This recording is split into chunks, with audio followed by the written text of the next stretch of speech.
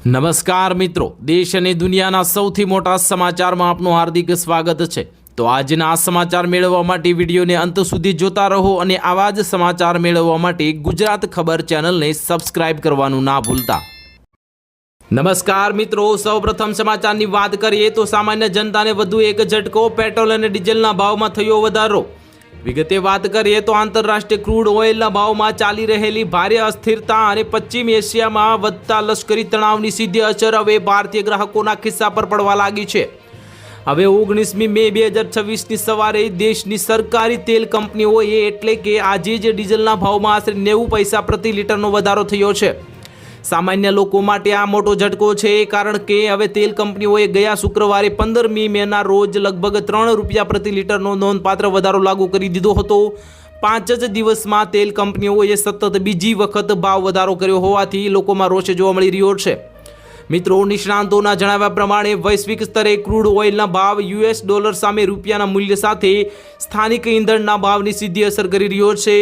Petrol અને ડીઝલના વધતા ભાવને કારણે આગામી દિવસોમાં પરિવહન ખર્ચમાં વધારો થવાની પૂરેપૂરી શક્યતા છે, જેની અસર શાકભાજી, દૂધ, કરિયાણા અને અન્ય આવશ્યક ચીજ વસ્તુઓના ભાવમાં પણ જોવા મળી શકે છે। ત્યાર પછીના મહત્વના સમાચારની વાત કરીએ તો બેંકોને સરકારનો હવે લોકડાઉન જેવો આદેશ, સરકારનો મોટો નિર્ણય। વિગતે વાત કરીએ તો દેશમાં પેટ્રોલ, ડીઝલ અને સીએનજીના ભાવમાં વધારો થયા બાદ હવે કેન્દ્ર સરકાર એક્શન મોડમાં આવી ગઈ છે। મિડલ ઇસ્ટમાં ચાલી રહેલા યુદ્ધના કારણે વૈશ્વિક સ્તરે ઉર્જા સંકટ ઘેરું બન્યું છે, જેને ધ્યાનમાં રાખીને વડાપ્રધાન નરેન્દ્ર મોદીએ પણ લોકોને ઈંધણનો મર્યાદિત ઉપયોગ કરવાની અપીલ કરી હતી। હવે આ કટોકટી વચ્ચે નાણાં મંત્રાલયના નાણાકીય સેવાઓ વિભાગ દ્વારા સોમવારે એક મહત્વપૂર્ણ આદેશ જાહેર કરવામાં આવ્યો છે। મિત્રો, સરકાર દ્વારા તમામ સરકારી બેંકો અને વીમા કંપનીઓ અને અન્ય નાણાકીય સંસ્થાઓને ખર્ચમાં તાત્કાલિક કાપ મૂકવા અને બચતના ઉપયોગો લાગુ કરવા કડક સૂચના આપી દેવામાં આવી છે। આ આદેશ state bank of India, bank of Baroda અને હવે લાઈફ ઇન્સ્યોરન્સ કોર્પોરેશન સહિતની તમામ સરકારી નાણાકીય સંસ્થાઓ પર લાગુ થશે।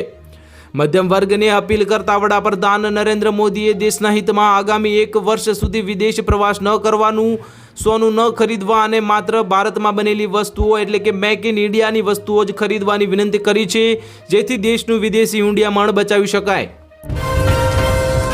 ત્યાર પછીના મહત્વના સમાચારની વાત કરીએ તો દેશમાં ક્યાંક હીટવેવ તો ક્યાંક આંધી તોફાન સાથે ભારે વરસાદની આગાહી। વિગતે વાત કરીએ તો દેશભરમાં 2 અલગ અલગ હવામાન પેટર્ન જોવા મળશે। ઉત્તર અને મધ્ય ભારતના મેદાની વિસ્તારો તીવ્ર ગરમી અને ગરમીના મોજાનો સામનો કરી રહ્યા છે, ત્યારે હવામાન વિભાગે 15 રાજ્યોમાં વાવાઝોડા અને ભારે વરસાદની ચેતવણી જારી કરી છે। મિત્રો, એક રાહતના સમાચાર એ છે કે દક્ષિણ પશ્ચિમ ચોમાસું હવે 26 મેની આસપાસ કેરળ પહોંચવાની ધારણા છે, જ્યારે આગામી 12 કલાકમાં ઘણા રાજ્યોમાં હવામાનમાં ફેરફાર અને જોરદાર પવનો સાથે આવશે। મિત્રો, ચોમાસાના આગમન પહેલા કેરળમાં ભારે વરસાદ શરૂ થઈ ગયો છે। કન્નૂર અને કસરગોડામાં ઓરેન્જ એલર્ટ જાહેર કરી દેવામાં આવ્યું છે। મિત્રો, અન્ય 10 જિલ્લાઓમાં યલો એલર્ટ જાહેર કરી દેવામાં આવ્યું છે। તમિલનાડુના નીલગિરી, મદુરાઈ અને ચેન્નઈમાં પ્રદેશોમાં પણ ભારે વરસાદની મોટી આગાહી વ્યક્ત કરવામાં આવી છે। ત્યાર પછીના મહત્વના સમાચારની વાત કરીએ તો યુદ્ધની અસર હવે તમારા રસોડા પર, ખાદ્ય તેલના ભાવમાં ભારે વધારો થયો। વિગતે વાત કરીએ તો વૈશ્વિક સ્તરે ભડકેલી યુદ્ધની જ્વાળાઓની સીધી અસર હવે સામાન્ય ભારતીયોના રસોડા સુધી પહોંચી છે। પેટ્રોલ, ડીઝલના, સીએનજી અને દૂધના ભાવમાં સતત થઈ રહેલા વધારા હવે ખાદ્ય તેલના ભાવમાં પણ મોટો ઉછાળો જોવા મળી રહ્યો છે। મિત્રો, સૌરાષ્ટ્રના આર્થિક પાટનગર ગણાતા રાજકોટમાં આજે એટલે કે ખુલતા બજારે સિંગ તેલ અને કપાસિયા તેલના ભાવમાં જોરદાર વધારો ઝીંકી દેવામાં આવ્યો છે, જેના કારણે ગૃહિણીઓમાં ચિંતાની લહેર પ્રસરી ગઈ છે। આજે સવારથી જ સિંગ તેલના ભાવમાં ₹50નો તોતિંગ વધારો કહી શકાય, જે સામાન્ય જનતાના ખિસ્સા પર મોટી અસર પડશે। મિત્રો, આ વધારા સાથે જ હવે સિંગ તેલના નવા ડબ્બાનો ભાવ ₹27.65 પર પહોંચી ગયો છે। કપાસિયા તેલમાં પણ ₹20નો વધારો નોંધાયો છે। હવે ગ્રાહકોએ કપાસિયા તેલના ડબ્બા માટે ₹2620 ચૂકવવા પડશે। નોંધનીય છે કે ગત વર્ષની સરખામણીએ આ વર્ષે પણ તેલના ડબ્બાના ભાવમાં અંદાજે ₹600 જેટલો અધધ વધારો થઈ ચૂક્યો છે, જે ગ્રાહકોની કમર તોડવા માટે પૂરતો છે। ત્યાર પછીના મહત્વના સમાચારની વાત કરીએ તો ખેડૂતો માટે મોટી ચેતવણી, 23મો હપ્તો આવતા પહેલા કરી લેજો આ કામ, નહીં તો 2000 અટકી જશે। વિગતે વાત કરીએ તો ભારત એક કૃષિ પ્રધાન દેશ છે અને અહીંના કરોડો ખેડૂતો દેશની અર્થવ્યવસ્થાની કરોડરજ્જુ છે। ખેડૂતોની આ જ મહેનતને બિરદાવવા માટે તેમને હવે ખેતી કામમાં આર્થિક ટેકો આપવા માટે કેન્દ્ર સરકાર દ્વારા પ્રધાનમંત્રી કિસાન સન્માન નિધિ યોજના ચલાવવામાં આવી રહી છે। મિત્રો, તાજેતરમાં આજ 13 માર્ચ 2026ના રોજ વડાપ્રધાન નરેન્દ્ર મોદીએ આસામના ગુવાહાટી ખાતેથી એક ભવ્ય કાર્યક્રમમાં આ યોજનાનો 22મો હપ્તો દેશના ખેડૂતોના નામે જાહેર કર્યો હતો। એ સમયે દેશભરના આશરે 9.3 કરોડથી વધુ ખેડૂતોના બેંક ખાતામાં ડીબીટી દ્વારા સીધા 2,000 રૂપિયા જમા કરવામાં આવ્યા હતા। હવે 22મા હપ્તાની સફળતા બાદ હવે દેશના કરોડો અન્નદાતાઓની નજર આગામી એટલે કે 23મા હપ્તા પર ટકેલી છે।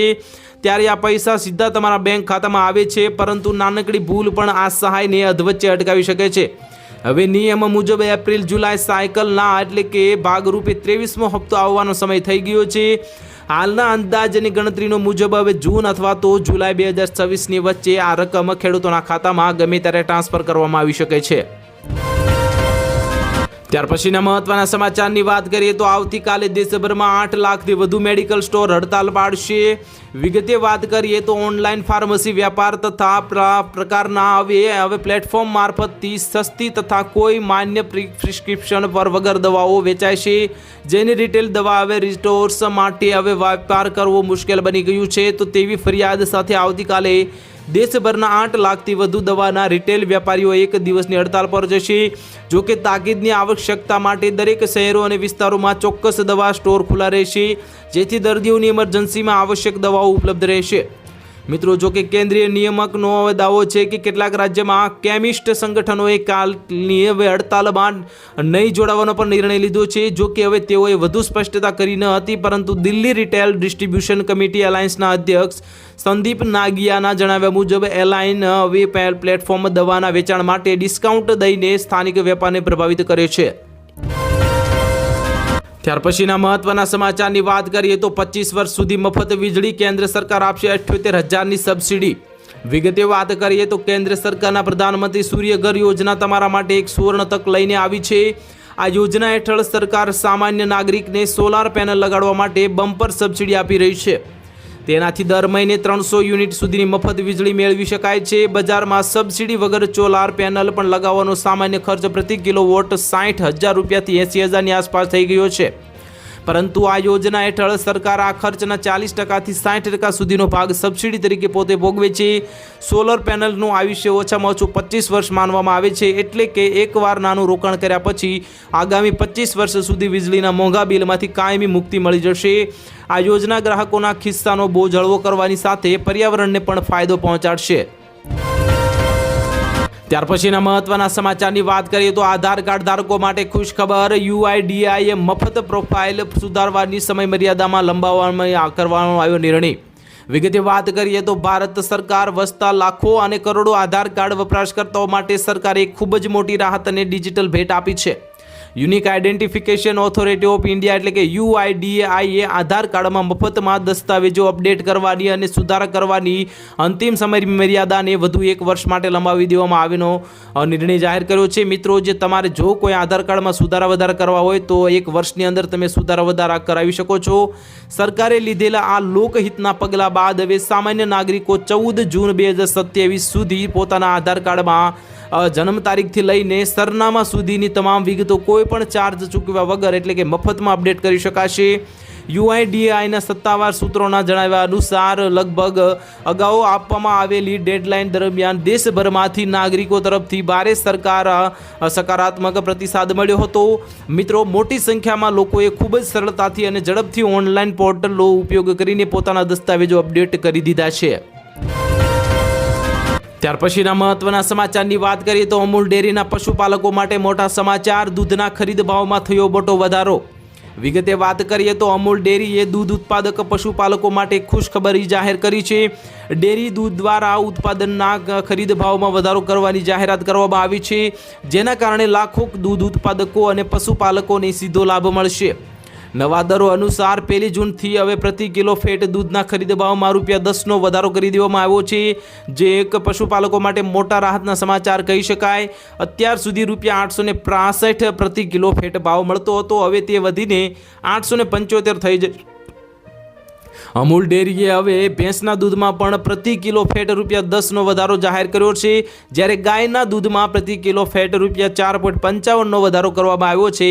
ડેરીના આ નિર્ણયથી રાજ્યભરના દૂધ ઉત્પાદકોમાં ખુશીનો માહોલ જોવા મળી રહ્યો છે. મિત્રો, વધતા ઉત્પાદન ખર્ચ અને પશુ આહારના ભાવ વચ્ચે આ વધારો પશુપાલકો માટે રાહતરૂપ બનશે.